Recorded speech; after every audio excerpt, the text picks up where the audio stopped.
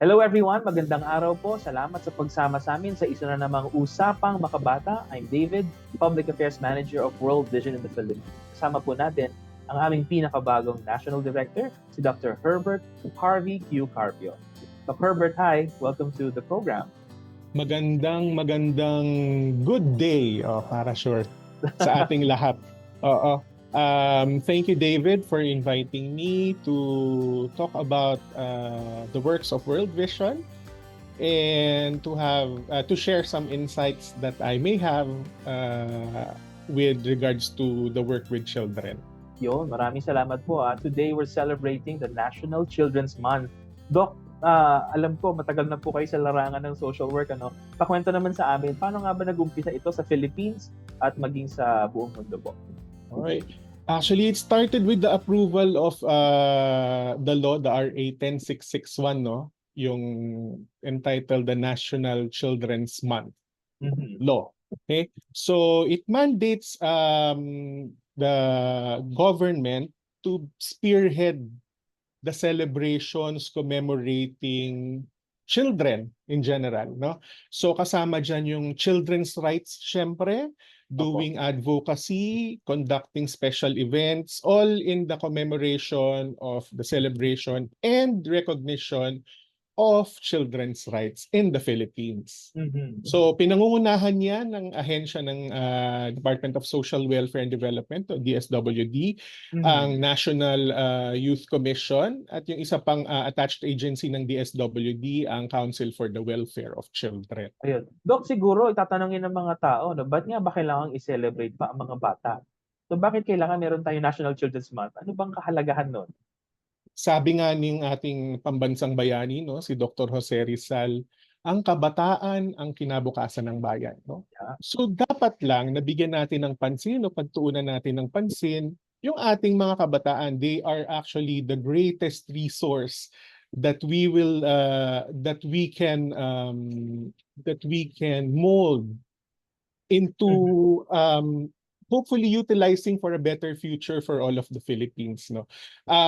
Kung maganda ang pagkakahubog sa ating mga kabataan, natatamasa nila yung kanilang mga karapatan, nakakamit nila yung mga karapatan na dapat ay naibibigay sa kanila, then at least we are sure that they have a better fighting chance into having a brighter future ahead of them.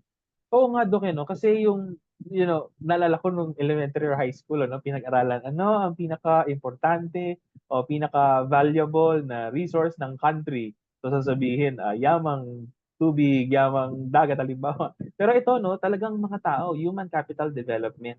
Kayo po bilang isang doktor, I'm sure marami kayong training, marami kayong pinag-aralan at continuous yung learning. Gaano po kaimportante na dapat, yun nga, patuloy ang paglago ng isang tao, hindi lang bata siguro, maging yung mga magulang niya?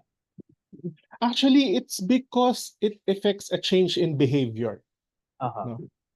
Importante yun kasi hindi lang dapat na natitigil doon sa pag-educate sa kanila na ito ay karapatan ninyo, ito ay bagay na dapat natatamasan ninyo. Pero yung pagbabago sa behavior, by them claiming these rights, and them knowing that they have the responsibility to put these rights forward, no? Importante yan. Kasi hindi mo yan, pag nagbago yung perspective ng isang tao, lalo na ng kabataan, na itong karapatan na to ay may kaakibat na responsibilidad, no? Magandang stepping stone para sa isang citizenry o yung mga mamamayang Pilipino na sumusunod sa batas, itinataguyod yung mga values na kanilang natutunan sa kanilang pamilya, sa kanilang komunidad, no? At even yung spirituality. So magkakaugnay yon ng mga aspeto. Yeah, ito po bang World Vision? Nagsi-celebrate ba kayo ng National Children's Month? O paano ba todo? Oo, actually hindi lang month pagdating sa World Vision, Tama no? nga naman. Buong Yeah. taon, oo, because parte ito ng talagang lifeline, kumbaga.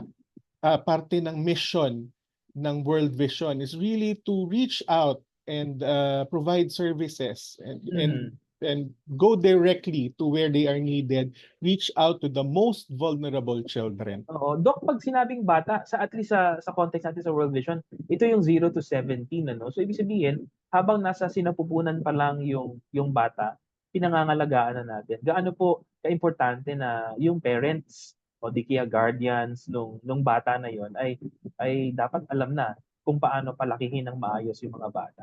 Oo, yes, of course, hindi lang nagsisimula kapag naipanganak na yung bata, ano? Oo, yeah. Oo, hindi lang doon dapat nagsisimula. Kasi yung responsibilidad sa pangangalaga habang pag nalaman mo pa lang na nabuo yung bata sa sinapupunan ng isang nanay, Mm. tungkulin na ng komunidad actually na pangalagaan yung welfare ng batang nasa sinapupunan. So Mhm. andiyan din dapat yung education sa kanyang mga magulang kasi health and nutrition wise, 'di ba? Dapat pangalagaan ng isang ina yung lumalaking buhay sa Mm. loob niya, no? So andiyan yung pagpapa-check up ng regularly, Tama. pag-inom ng mga supplements, Mm. nutrition wise kailangan masustansyang mga pagkain, pag-iwas sa bisyo, 'di ba? Tapos pag naipanganak na yung bata, dapat ready din yung family and the community to be the support system of the child. Okay. At naiintindihan nila dapat na being a child kasi you are really in that vulnerable stage already, no? Mhm. Regardless of the economic background, no? Magandang insight yan, Doc. Vulnerable talaga yung Mm. yung state ng isang bata. No? Mm. So kailangan lahat ng taong nakakaintindi, hopefully, ng kanilang mga karapatan ay dapat sama-sama at tulong-tulong na pinoprovide yung social support system na yan para mas lumaking matino at saka lumaking well-equipped yung ating mga kabataan. Sabi nga, Doc, ang mga bata daw para silang sponge.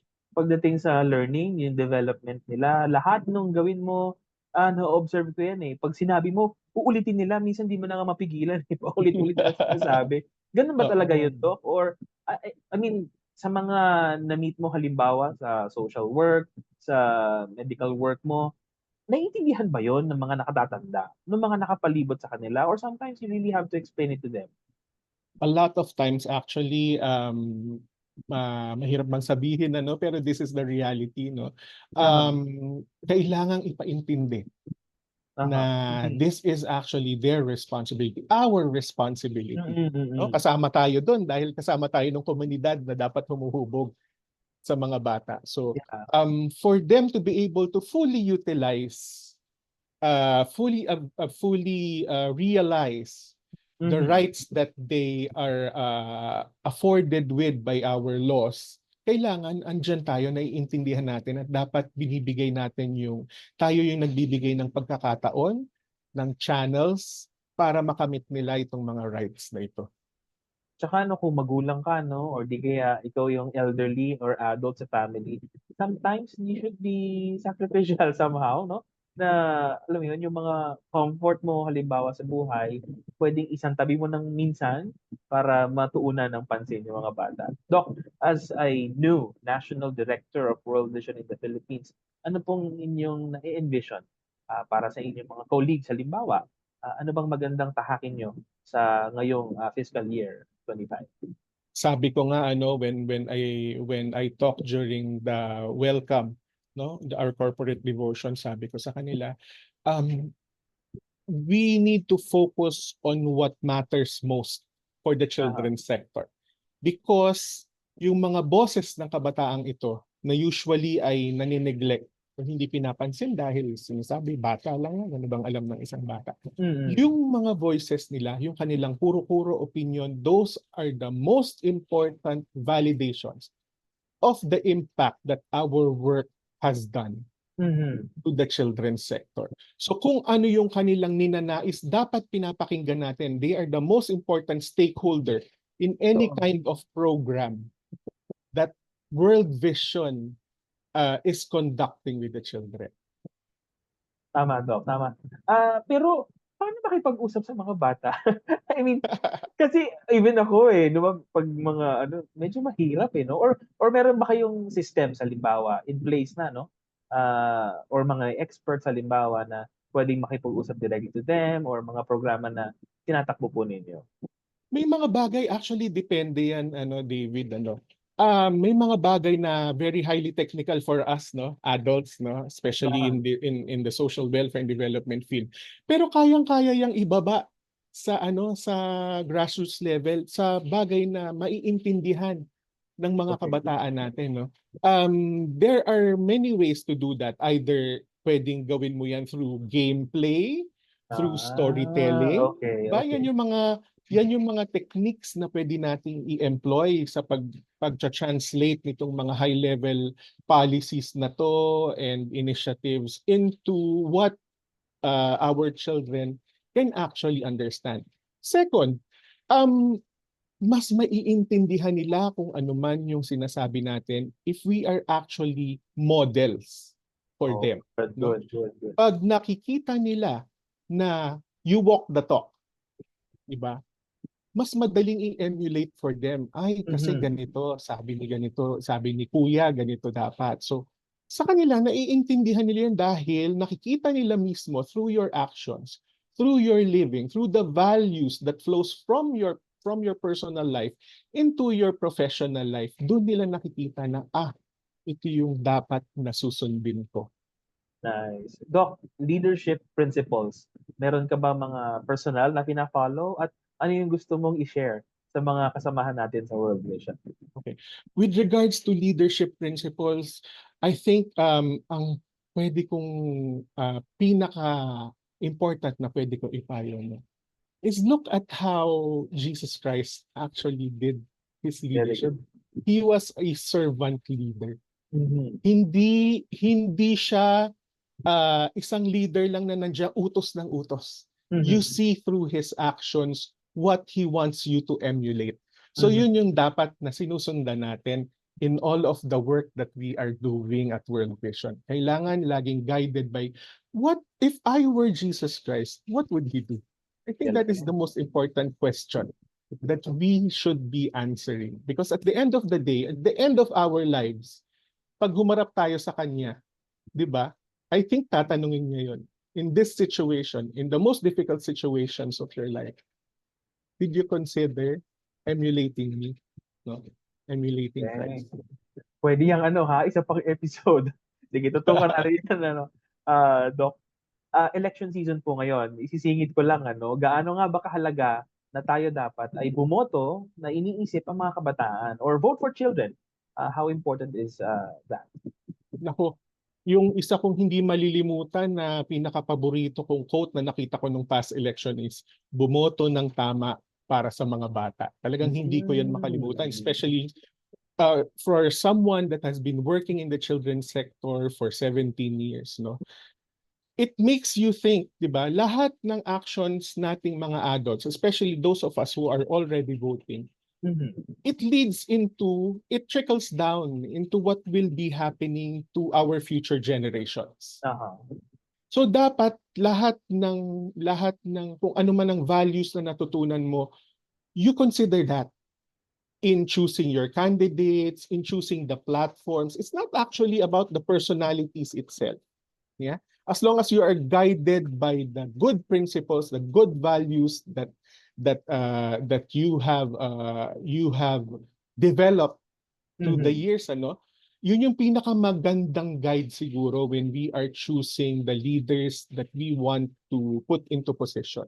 At Mhm. syempre, mas maganda syempre kung itong mga leaders na to kasama sa mga agenda nila dapat yung affairs or issues of the children's sector. Yeah. Diba? Having for us people working in the children's sector, napaka-importante that all of these Mhm. issues that the children are having are put into the limelight. At pag nandoon yan sa mga plataforma nila, pwede natin silang singilin. Correct. Oo. Diba? Kasi Oo. at saka Doc, 'di ba, parang kasi pag-usapang makabata na, no? Yung pag-usapang makabata na, everyone's affected eh. Wala ka mang anak pero meron kang pamangkin halimbawa na nakababata or wala ka man at all, solo ka, minsan kang bata eh. Nakita mo yung mga halimbawa, meron kang mga past traumas, halimbawa, from your family. Meron ka namang mga past achievements din na na-achieve dahil bata ka. So, yun nga, tulad ng sinabi ninyo, maganda na magboboto o di kaya ikay tatakbo, no? Bilang isang leader ng iyong barangay, ng iyong syudad, o ng bansa natin, dapat andoon ang agenda para sa mga bata. Yes. Dok, Yes. hindi lang po boboto, no, itong mga youth natin. Meron ding iba sa kanila na kabilang doon sa mga tatakbo, kandidato, o di kaya sumusuporta sa mga kandidato. Anong maipapayo niyo sa kanila, anong dapat nilang isipin, anong dapat nilang yun nga bantayan pagdating sa pagtakbo nila mismo o di kaya pagsuporta nila sa mga kandidato na ito. Naku, napaka-timely niyang tanong mo, David. Siguro maipapayo ko, look into your conscience. Ba? Examine yourself. Mhm. Laging babalik ka doon sa values na natutunan mo. And hopefully these are positive kind of values that you have learned from your family or your interactions with the community. At yun yung magiging guide mo dapat palagi. Tama ba itong mga magiging desisyon ko kapag ako ay naluklok na? O baka naman tama ba na tatakbo ako para sa ganitong posisyon? Handa na ba ako? Kasi maraming Oo nga. nagsasabi na tatakbo lang dahil gusto maglingkod. Hindi yun sapat para sa Mhm.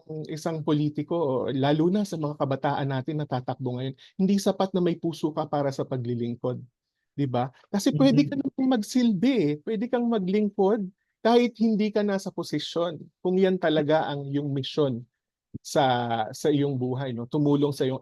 And of course, since you are members of the youth sector, the children's Ah, sector, dapat laging at the forefront of your platforms, your services are issues or activities that will be answering the issues uh, of the children, so towards the resolution of children's issues.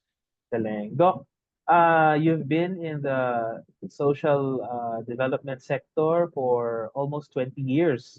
Ano pong mga lessons ang natutunan ninyo na pwedeng matutunan ng mga gustong sumunod sa yapak ninyo?